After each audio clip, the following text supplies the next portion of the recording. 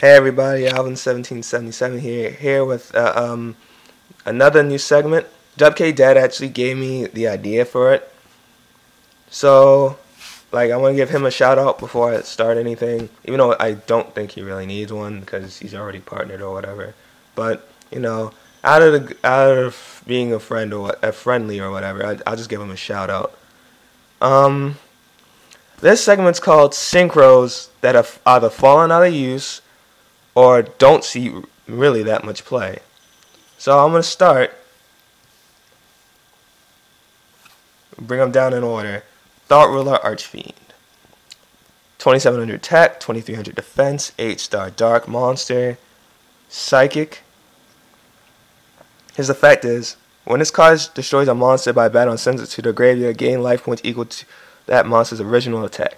You can pay 1,000 life points to negate the activation of a spell or a trap card that targets one psychic monster and destroys it. Now, before, I got a question from somebody asking, why do you use him? Then you're not running psychics. Sometimes I just pull him out in zombies just because I can. And it's well, it's mostly because it's 2700. You can go toe-to-toe with Trishula and the suicide. You can pay 1,000 to negate something that targets him and destroys it. It's like, say this is the only monster in your field, attack, they hit the prison, you pay 1,000, you can negate it and run over their monster. Sure, it doesn't negate effects, but if it did, it would probably be a little bit broken. I mean, pay 1,000 to negate an effect, targets, and then you run it over and you gain the life points back. Thought Ruler Archfiend is a really good card. A really good level 8, so it's not like it takes as much dedication to run him. But yeah, I like him. He's a pretty good card. But I mean, I can see why he's falling out of use, because there are Colossal Fighter and Red Dragon Stardust. But honestly, he's pretty good, and people should consider running him. Infinity Doom Dragon. Dark, level 8, Dragon. You need one Dart Tuner, and specifically you need one Dart Tuner, but the rest of it can be anything you want.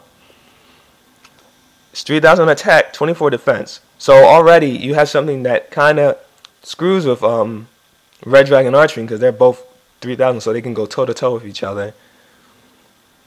Once per turn, if you have no cards in your hand, you can select one monster your opponent controls. Destroy that monster and inflict damage to your opponent equal to half its attack.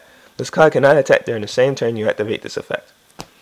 Now, there's one game where, I was playing zombies, and the other guy was playing Chimera Attack, and this was a year ago. Well, not even a year ago. It was maybe 6-7 months ago.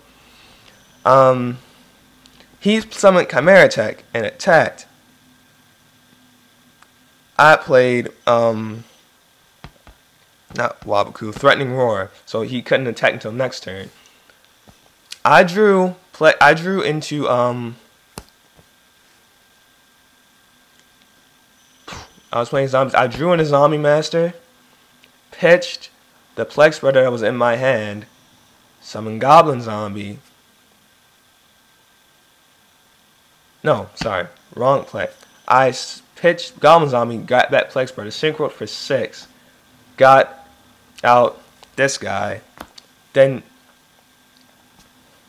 then I was thinking about it. I was like, well, let's see, I got it, and then I top decked the card, summoned Plagued, Synchro for 8, brought him out. He tried to bottom, so I trap stunned. Then it's okay, how many cards do I have in my hand? 2. They're both spell cards, so I just set the 2 spell cards. Had no cards in my hand, used his effect to pop his Chimera Attack. His Chimera Attack was over 16,000 attack points. So it died. The worst death you can possibly have, and it was to this card. I mean, Infinities are the run to really only run it. Even then, I don't even really see it running that many Infinity decks. But you can use it in any deck that has a Dark Tuner. So it would be like zombies or monster mash or plants, because they do have dark tuners. They have plague spreader or whatever. Zombies, Black Wings. Black Wings could run this card effectively, actually, from me testing it with them. They could run this card effectively. It's just that people choose to go for Stardust for protection purpose instead of beat stick power, which I can understand. But nonetheless, he is still a really good card, and people should be using him. Next up, X-Saber Wayne. Level 5 Earth. Generic Warrior. 2100 attack, 400 defense. So already we see a level 6, level 5 comparison. They have the same attack and defense. So when this card is synchro summoned, you can special summon one level 4 warrior from your hand. Now, people will be like, well, Alvin, why are you showing us this card? This card is actually garbage. It's not garbage, but you can still use it to do a lot of stuff. You can use a lot of synchro shenanigans. You can fuel this for Pot of Avarice. It makes for a lot of good plays. It's just that people don't use him because they're just like Catastor and Notoria Beast, which are better level 5s. And, well, in my opinion, they are better level 5s too, but he's not bad. And he's a lot cheaper than Librarian and Beast and Catastor. So I say you should probably try running him. Next up, Lightning Warrior. A light level 7 warrior, generic, 2400 attack, 1200 defense. When this card destroys an opponent's monster by battle and sends it to the graveyard, inflict 300 damage to your opponent for each card in your opponent's hand. This is good against decks that plus a lot. This is good against decks that really plus a lot, like plants, if that Pot of Avarice engine, or Water Synchro. They always have like 5 or 6 cards in their hand. And it says all it does is to destroy a monster by battle. How hard is for 2400 to beat anything over a Water Synchro that's not a Synchro? It's really not that hard. Beat over a Synchro, look at the hand. If they have like 5 cards in their hand, they take 1500 damage. That's less effectiveness, that's less life points they're going to have to count on later and later and later. The damage with this thing will pile up. I like using it. And plus, like, if you don't want to Black Rose the field, or you don't have any plants in the grade, so use Black Rose's second ability, just summon this thing. You can attack over whatever monster they have, and then inflict bird damage, which makes them get more damage. Pretty good plays with him. Last but not least, Flamevale Euryquesis. This was outclassed by Goyle and Brionic. Well, now Brionic nowadays, anyway. Fire, level 6, Pyro, generic, 2100 attack, 400 defense. During a battle between this attacking card and a defense position monster whose defense is lower than the attack of this card, inflict the difference as battle damage to your opponent. This card gains 300 attack each time it inflicts battle damage to your opponent. So we have a Piercer that gains attack every time it does battle damage. This is really good. People should run him more.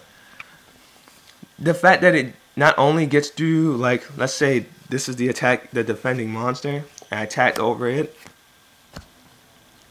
Not only does the opponent take 1700 damage, but he gains 300 attack because of it. I've actually gotten him to a point where it was 3,300 attack points. He was a big Mutafuka. But yeah, Flamevale Euryquesis is so good.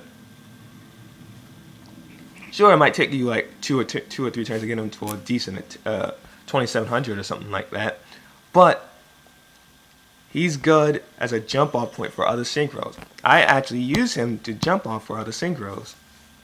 Like, pierce through like Spirit Reaper. I just keep him sitting on the field. Or if I really don't want him to be sitting there on the field, I can just summon like another tuner, synchro for 7 or 8, blow up their field or whatever. He's a jump off point. He's a really good jump off point. Sure, if I had Brionic, I'd use him and Brionic together as a combo. But yeah, these synchros I feel are underused and they should be used more often. But anyway, thanks again to WK Dad. And for everyone here, alvin1777 saying peace out. And I'll be making a trade bind in a couple of days. So just to let you know. Peace out, guys.